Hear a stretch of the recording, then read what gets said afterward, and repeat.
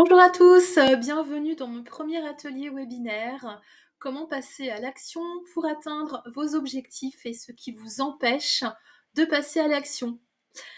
Tout d'abord, je vous remercie de m'avoir rejoint et j'espère que cet atelier vous aidera à avancer plus rapidement.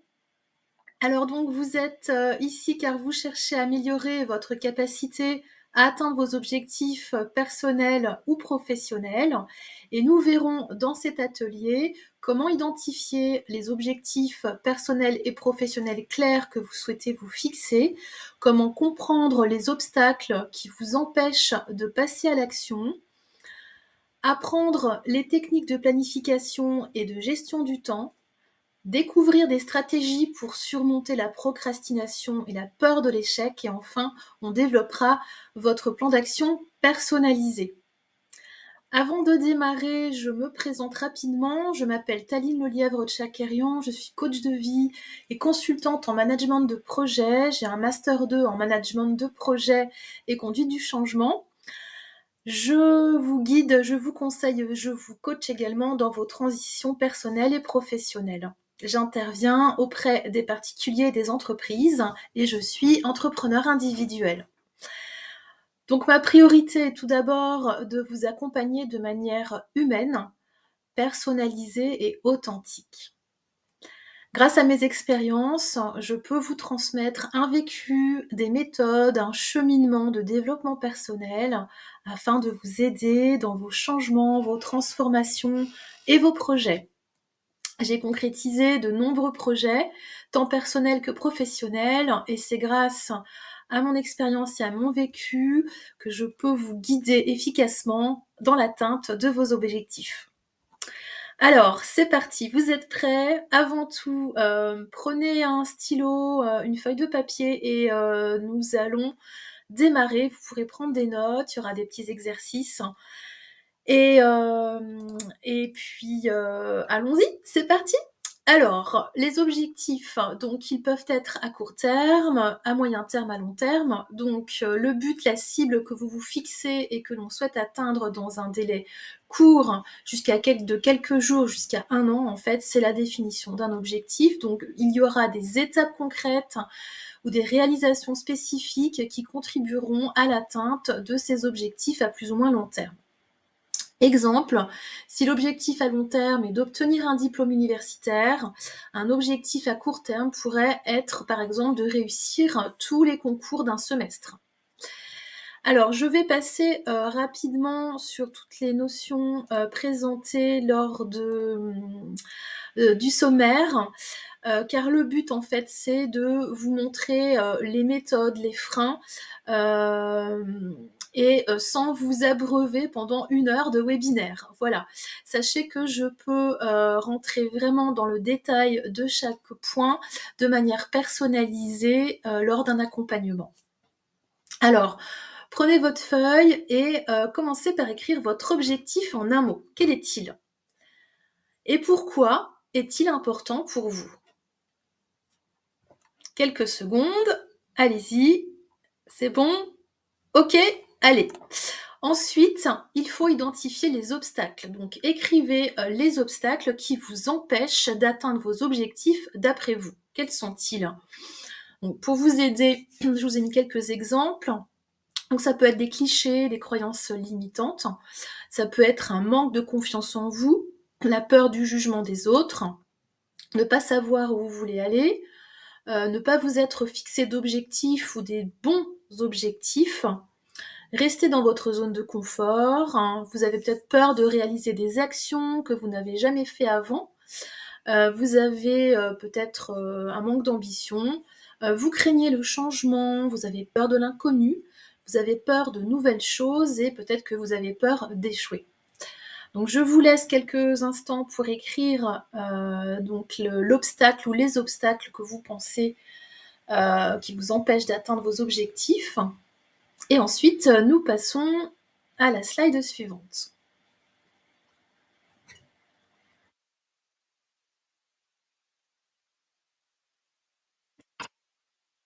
Allez.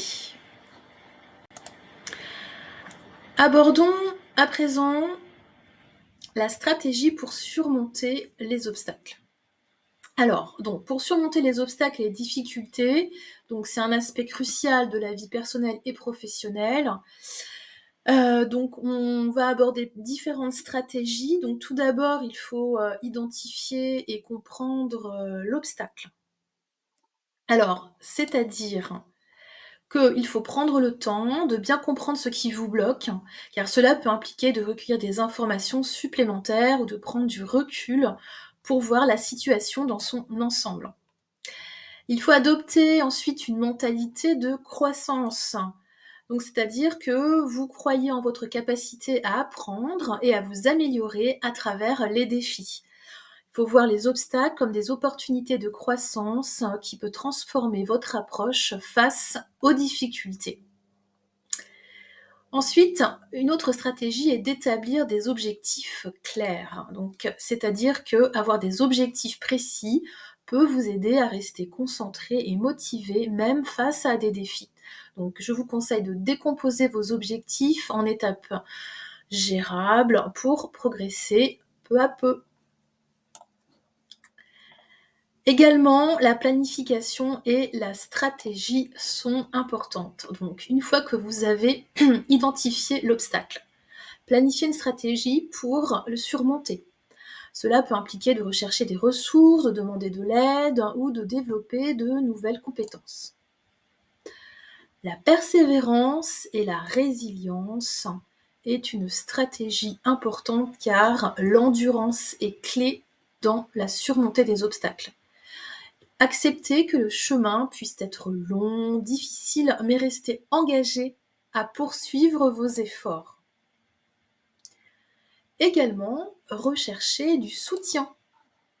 Donc n'hésitez pas à demander de l'aide, que ce soit des amis, de la famille, des collègues ou des professionnels, car le soutien des autres peut être crucial pour surmonter vos difficultés.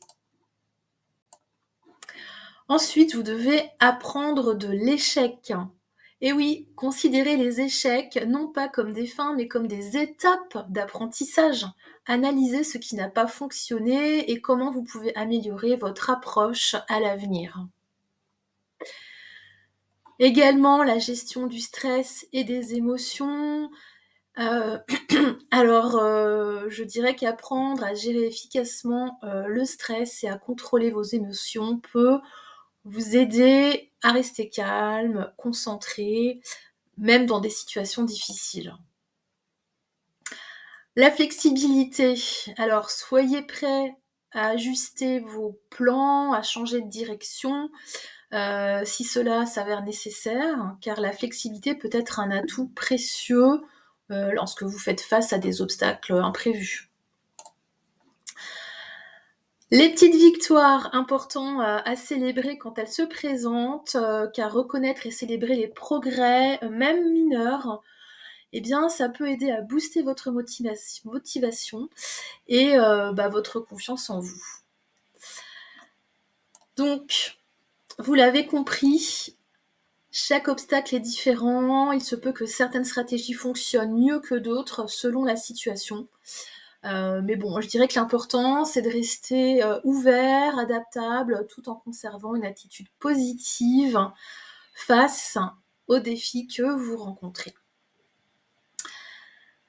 Alors maintenant, on va aborder les techniques de planification et de gestion du temps. Pourquoi? Parce qu'en fait, c'est une notion, importante à mettre en place pour atteindre vos objectifs.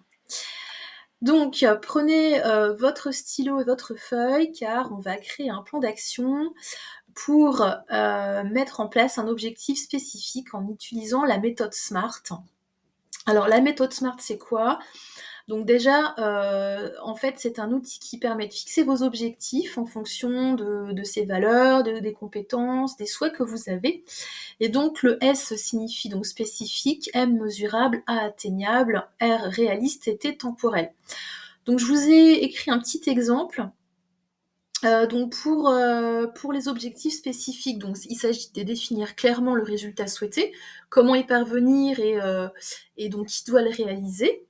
Donc 2 exemples, un exemple pro et perso. Donc par exemple, vous souhaitez améliorer vos compétences ou vous souhaitez, dans le domaine perso, prendre plus de temps pour vous. Donc pour les aspects mesurables, eh bien en fait, vous allez évaluer précisément les objectifs qualitatifs et quantitatifs. Donc pour l'exemple professionnel, améliorer vos compétences, eh bien vous allez par exemple prendre 2 heures par mois pour lire et suivre des webinaires, imaginons. Ensuite, pour prendre plus de temps pour vous, vous allez prendre 30 minutes par jour pour vous recentrer. Ensuite, pour ce qui est des objectifs atteignables, eh bien, vous allez définir les moyens réalistes pour atteindre ces objectifs. Donc, par exemple, vous allez lire des livres spécialisés, écouter des vidéos pour améliorer vos compétences. Et puis, pour l'aspect perso, vous allez pratiquer la méditation. Ça permet vraiment le recentrage et la concentration. Ensuite, pour les objectifs réalistes, vous allez donc les réaliser de manière donc réaliste en fonction des contraintes, du temps, de l'environnement, du budget, des ressources. Donc par exemple, vous allez prévoir 4 heures de lecture par semaine et 15 minutes de méditation par jour. Ensuite, au niveau temporel, eh bien, il s'agira de fixer vos objectifs limités dans le temps. Donc, par exemple, vous fixez un échéancier et puis vous allez vous dire que dans 6 mois, vous allez acquérir une nouvelle compétence. Donc ça, c'est votre but. Et pour l'aspect perso, eh bien, vous allez débuter la méditation dans une semaine. Voilà, donc une fois que vous avez fixé tout ça de manière écrite, eh ben, ça va vous aider à atteindre plus facilement vos objectifs. Alors maintenant, au niveau des stratégies pour surmonter la procrastination et la peur de l'échec, parce que ça c'est vraiment, je dirais, un axe qui empêche vraiment de mettre à terme, de réaliser ses objectifs. Bon, déjà la procrastination, comme vous le savez, c'est de reporter à plus tard les tâches que on devrait accomplir. Et donc c'est un comportement qui est influencé par différents facteurs que nous allons voir tout de suite. Alors, les raisons qui expliquent la procrastination, eh bien, tout d'abord, il y a la peur de l'échec. Alors, pourquoi la peur de l'échec? Eh bien, en fait, c'est la peur de ne pas réussir qui peut conduire à éviter de commencer une tâche. Donc si vous ne commencez pas, eh bien, vous ne risquez pas d'échouer et ce qui peut être en fait un mécanisme de défense contre l'anxiété liée à l'échec. Également, vous pouvez manquer de motivation. Alors, dans ces cas-là, l'absence de motivation intrinsèque pour une tâche spécifique peut rendre effectivement difficile de s'y mettre. Donc cela, en fait, peut être dû à un intérêt limité pour la tâche ou à une récompense que vous percevez comme insuffisante.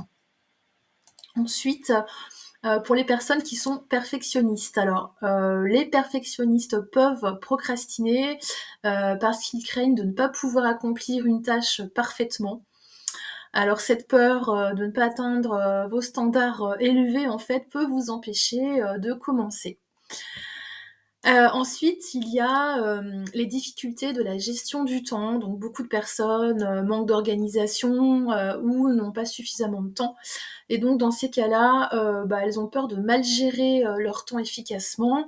Elles peuvent sous-estimer le temps nécessaire pour accomplir une tâche ou surcharger leur emploi du temps et du coup, ça les mène à procrastiner.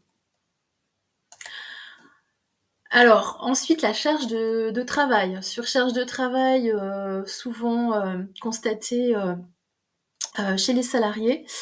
Face à une quantité écrasante de travail, en fait, certaines personnes peuvent se sentir paralysées et choisir de repousser les tâches plutôt que de les aborder une à une.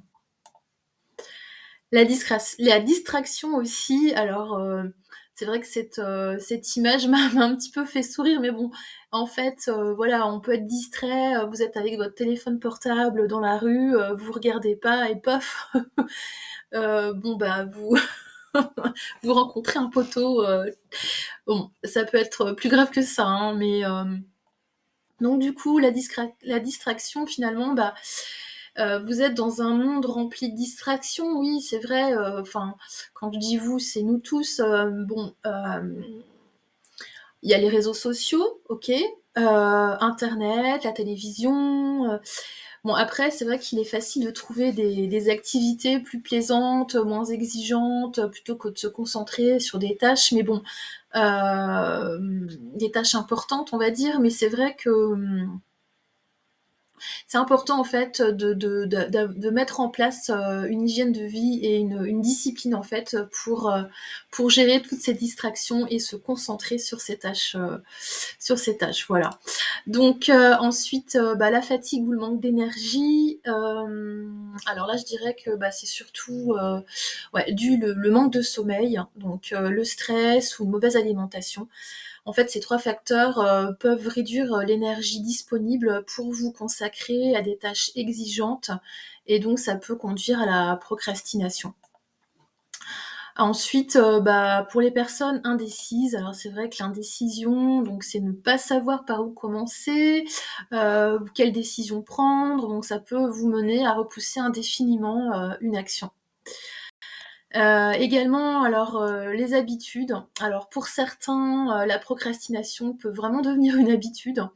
Donc si repousser les tâches n'a pas eu de conséquences négatives immédiates, pour vous, hem, ni enfin, actuellement ni dans le passé, ça peut vraiment, si vous continuez dans cette voie, voilà, donc par habitude, ouais, vous risquez pas de forcément d'atteindre vos objectifs. Donc attention aux habitudes. Ensuite, la recherche de sensations. Alors oui, c'est aussi une raison qui explique la procrastination. Pourquoi? Parce que, certaines personnes procrastinent parce qu'elles travaillent mieux sous pression. Alors, c'est-à-dire qu'elles peuvent rechercher de l'adrénaline, dans leur travail de dernière minute. Voilà, donc bon, ça c'est une raison, bon moi personnellement j'ai besoin de calme et de temps pour réaliser certaines tâches. Mais après, au vu de tout ce qu'on vient de parcourir, en fait, en conclusion, je dirais que comprendre les raisons sous-jacentes de la procrastination, eh bien, c'est le premier pas pour pouvoir y remédier. Donc, en identifiant ce qui vous pousse à procrastiner, eh bien, vous pouvez travailler à développer des stratégies pour surmonter ces obstacles et améliorer votre productivité. Voilà, donc maintenant on va voir la peur de l'échec. La peur de l'échec, eh oui. Alors, en fait, elle est connue, sous le terme atychiophobie, donc elle est paralysante et influençant les décisions et les actions d'une personne. Voilà, donc ça, c'est vraiment la définition de la peur de l'échec. Alors, on va voir rapidement les raisons et les craintes de l'échec. Alors, la pression sociale et les attentes. Donc, pourquoi? Parce que la société valorise souvent la réussite, elle peut stigmatiser, l'échec, ce qui crée une pression pour réussir. Donc ça, c'est vraiment, par rapport à la France, parce qu'aux États-Unis, c'est perçu différemment. Donc, les attentes des parents, des enseignants, des pairs, de la société en général, peut vraiment amener les individus à craindre l'échec, car ils ne veulent pas décevoir les autres ou être perçus négativement. Donc la peur de l'échec aussi se traduit par, le manque de confiance, en soi. Alors, donc là, il s'agit en fait des personnes qui doutent, de leurs compétences, hein, de leurs valeurs personnelles, donc elles peuvent craindre justement l'échec, plus intensément dans ces cas-là et elles interprètent comme une confirmation de leur insuffisance. Ce qui est totalement, voilà, enfin, totalement faux, hein, mais voilà, c'est également, une des manifestations des peurs de l'échec. Donc vous avez également, les conséquences personnelles et professionnelles. Donc là, en fait, ce sera, finalement,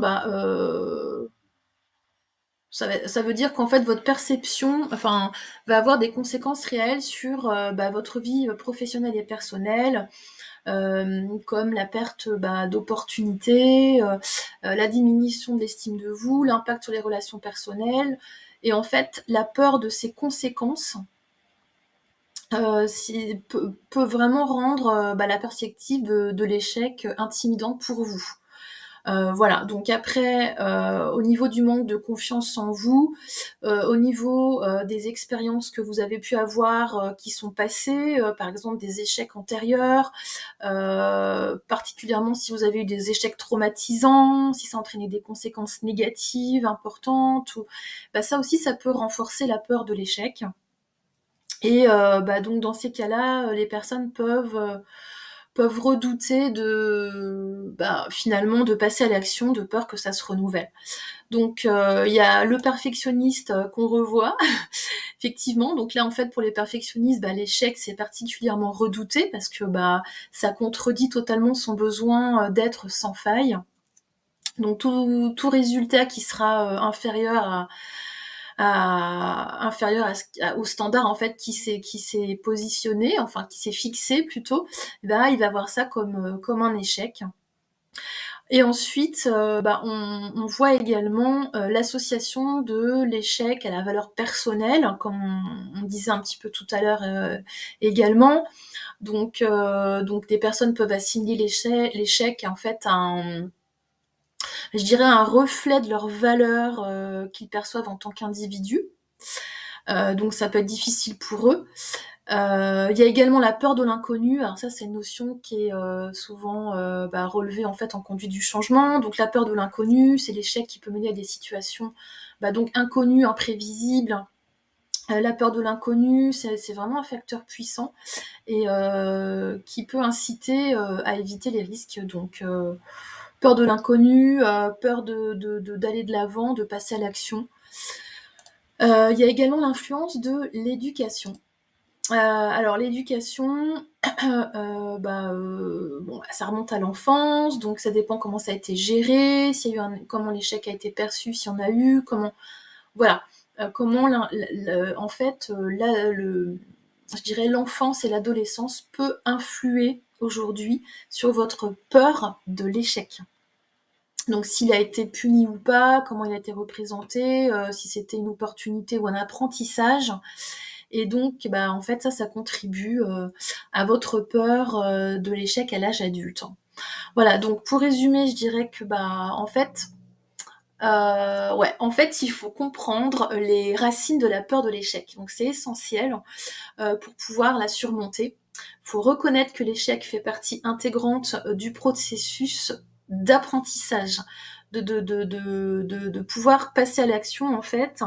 Euh, En fait, l'échec, c'est pas si important que ça. Enfin, ça dépend quel type d'échec, mais ça va vous permettre de grandir, d'apprendre, de vous développer. Et ça va vous aider à réduire votre peur et à encourager votre prise de risque saine pour une exploration de nouvelles opportunités. Vous voyez ça comme grandir, s'améliorer, s'élever. Voilà. Alors, juste une petite gorgée avant de continuer. Donc, à présent, avant de passer à la suite, donc en fait, donc on a vu que comprendre que les racines de la peur de l'échec, c'est essentiel pour la surmonter.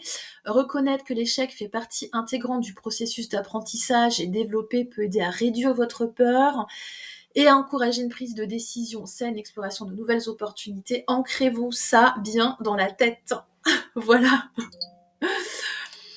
Donc à présent, les techniques et les exercices pour développer la résilience et l'autodiscipline pour vous aider à atteindre vos objectifs. Alors c'est important de développer une autodiscipline pour atteindre vos objectifs tant personnels que professionnels. Donc dans ces cas-là, il faudra définir des objectifs clairs, il faudra établir des routines, il faudra fractionner vos tâches, donc les grosses tâches divisées en petites tâches. Donc je rentrerai dans les détails plus précisément pour ceux que ça intéresse. Je vais passer rapidement pour pas trop vous endormir sur toutes les techniques. Il faudra également éliminer toutes les tentations. Pratiquer la gestion de votre temps, donc il y a plusieurs méthodes pour ça. Renforcer votre volonté, Récompenser les récompenses pardon, et les conséquences. Ensuite, la visualisation, c'est très important pour, dans le cadre de l'autodiscipline. Visualisation, je vous expliquerai tout ça. La surveillance de vos progrès, donc là, c'est en fait, il s'agit de mettre en place des indicateurs de suivi d'évolution de vos progrès. Également le soutien social dont je parlais tout à l'heure. L'apprentissage continu aussi, c'est très important. Accepter l'échec et apprendre de celui-ci. Donc ça revient. Et également, une dernière chose très importante dans le cadre de l'autodiscipline, c'est de mettre en place de la méditation en pleine conscience. Voilà, donc en résumé, l'autodiscipline, c'est une compétence qui se développe avec le temps et la pratique. Et en intégrant toutes ces techniques dans votre vie quotidienne, vous serez mieux équipé pour atteindre vos objectifs et réaliser votre potentiel. Alors, concernant la dernière étape, la création de votre plan d'action personnalisé, prenez un crayon et votre feuille et définissez les étapes concrètes, les délais et les indicateurs de succès pour fixer vos objectifs. À votre avis, avec tout ce qu'on s'est dit, alors qu'est-ce que vous allez noter ? Donc, je vous ai fait un petit tableau pour rapidement pour dresser vos objectifs spécifiques, les étapes concrètes, les délais, les indicateurs de succès. Avec un petit exemple, donc par exemple, vous souhaitez augmenter l'endurance cardiovasculaire, renforcer la musculature, eh bien, vous allez mettre en place des actions pour ça. Vous allez soit vous inscrire dans une salle de sport, soit marcher dans la forêt, ce que je vous recommande si vous l'avez près de chez vous ou dans un parc. Pour le délai, vous allez par exemple vous allez mettre 1 mois pour réaliser en fait cet objectif. Les indicateurs de succès, ça va être le temps, la capacité à courir, combien de kilomètres, l'amélioration de votre temps de course. Enfin, voilà, donc je vous ai marqué plusieurs exemples pour vous aider. Et puis ensuite, quand vous créez votre plan d'action, donc je vous conseille d'être vraiment réaliste dans vos délais. Ensuite, de décomposer vos objectifs principaux en objectifs spécifiques. Mesurer ensuite vos progrès, être flexible, chercher du soutien, de l'aide auprès de personnes. Et donc, je dirais que si vous mettez tout ça en place, ça va vraiment vous aider déjà dans la réussite de vos objectifs.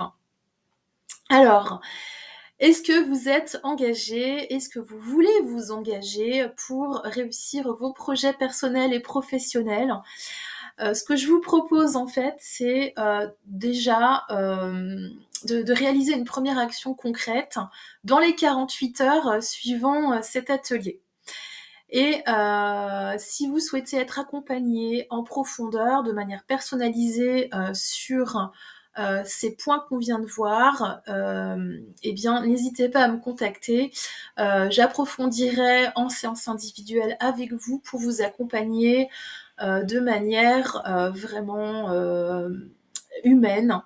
Et donc, je pourrais vous accompagner à distance ou sur place, selon votre zone géographique. Je peux également recevoir près de Saint-Rémy-lès-Chevreuses. Voilà. Si vous souhaitez également me suivre sur les réseaux sociaux, je suis sur Instagram, Facebook, LinkedIn. Et si vous souhaitez découvrir tous mes accompagnements, voici mon site coachdevitaline.com. Je vous dis à bientôt pour un prochain webinaire.